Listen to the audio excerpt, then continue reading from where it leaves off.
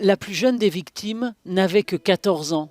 Il y a 10 ans, sur cette petite île norvégienne d'Utøya, 69 personnes, adolescentes pour la plupart, étaient massacrées par un extrémiste. Ingvild Lockert y retourne chaque année, même si c'est difficile. C'était le paradis au monde ici, quoi. Il y avait un concert le jour d'avant et l'ambiance était...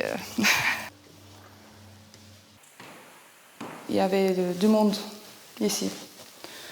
Donc c'était très difficile de s'en échapper, justement.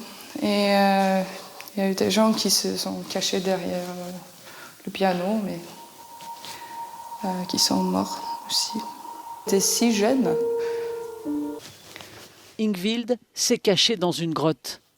Pendant 72 minutes, ce 22 juillet 2011, le terroriste d'extrême droite Anders Breivik a abattu ces jeunes militants politiques réunis pour un camp d'été du Parti travailliste. Sur terre, dans l'eau, il les a achevés froidement avant d'être arrêté. Pourquoi cette haine ? Ce journaliste a reçu des lettres de l'assassin.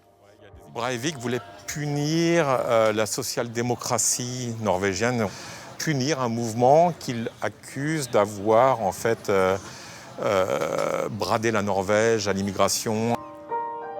Sébastien Perrault, un franco-norvégien, n'avait que 14 ans lorsqu'il est arrivé sur l'île avec 564 autres jeunes. S'il a réchappé au massacre, son frère aîné Christophe n'a pas eu cette chance. On voit que la personne va vers l'eau, il commence à tirer vers les personnes. Alors on voit que les personnes coulent un par un. Il y a des gens, on les voit dans les arbres, ils essayent de rien dire, de ne pas faire un mot. Tout le monde était mort, tout le monde était couché par terre, des dizaines et des dizaines de personnes. Alors il a fallu que je cours au-dessus d'eux. Avant de se rendre sur l'île, Anders Breivik avait fait exploser un véhicule à Oslo. Il a été condamné à 21 ans de prison pour la mort de 77 personnes.